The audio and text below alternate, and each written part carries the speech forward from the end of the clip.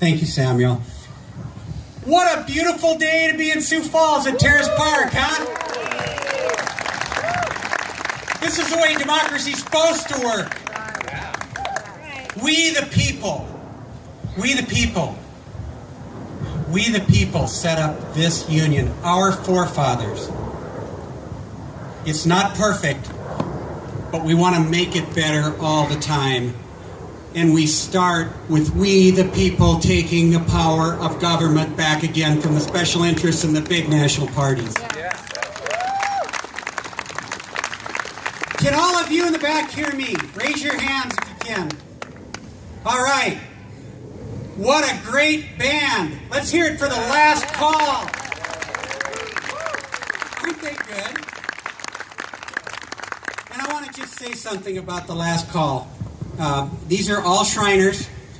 All the proceeds from our campaign for their performance tonight, they donate to children's hospital care and related services. It all goes to the Shriner programs, every penny of it. And they're taking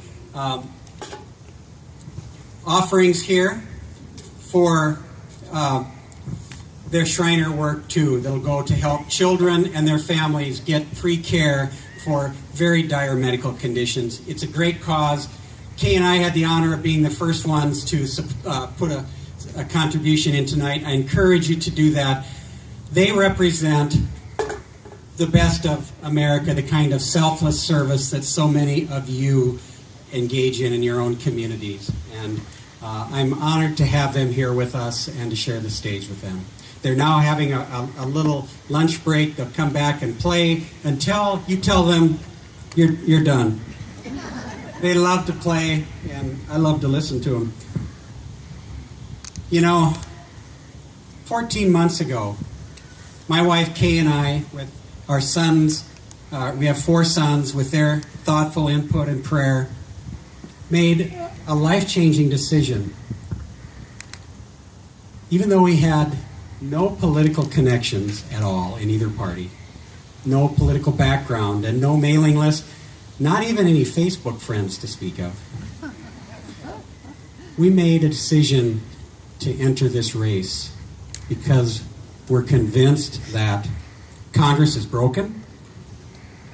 Both parties nationally are responsible, and we're not going to change it by sending more career politicians to Washington who care more about the next election than the next generation. Absolutely.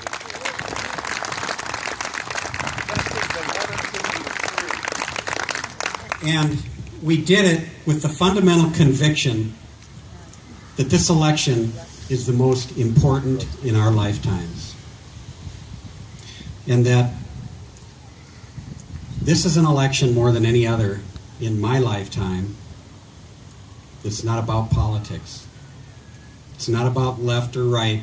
It's not about Republican or Democrat. We have Republicans, Democrats, Independents, and others spread across here tonight and who support us all across the state. No, this election is about values, about our values, about who we are as Americans and South Dakotans, about the kind of nation and state we want to have and the kind we want to leave to the next generation. You know, we are unique among all the other nations in the world in this. Our nation wasn't formed by common ethnicity or by other countries drawing artificial boundary lines for us. Our nation was formed on a simple yet profound idea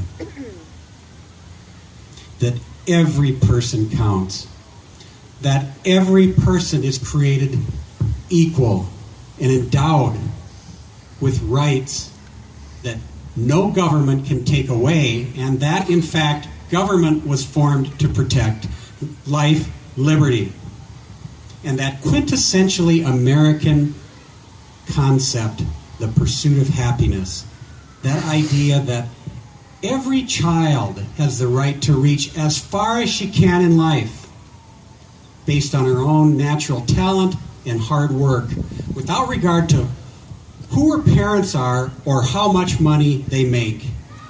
That's our American creed, and we're losing it in America today.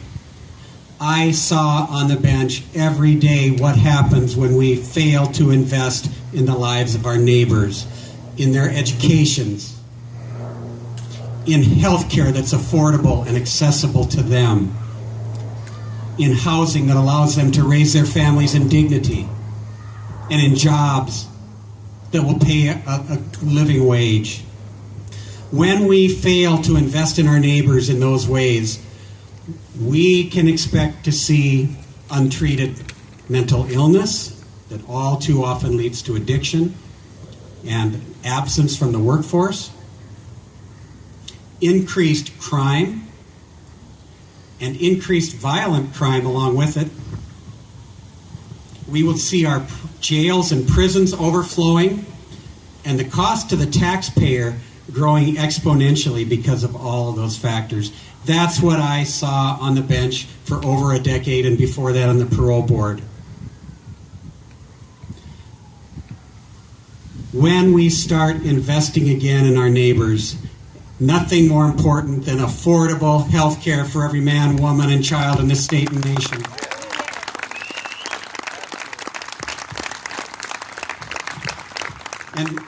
And then after that, an education that allows them to live a fulfilling life and learn a job skill.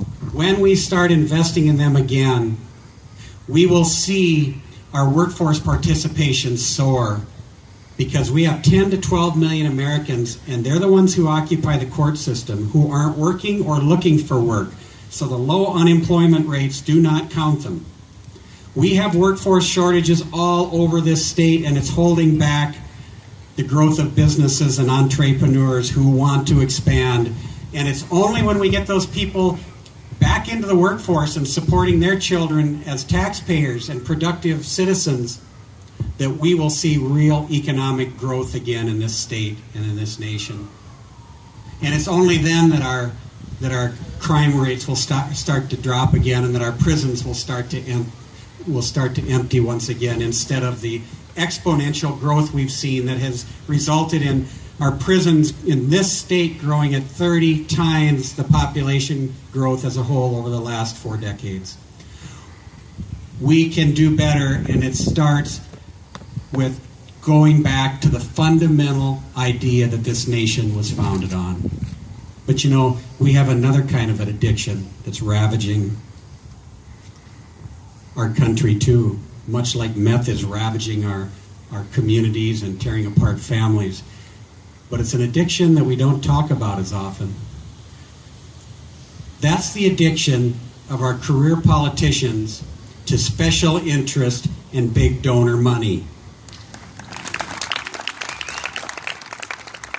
You know, every candidate for office has to make a decision very early on as to what you will and won't do to get elected. And one of those decisions is, will you take money from anyone who offers it to you, and will you solicit money from the special interests in the big parties nationally?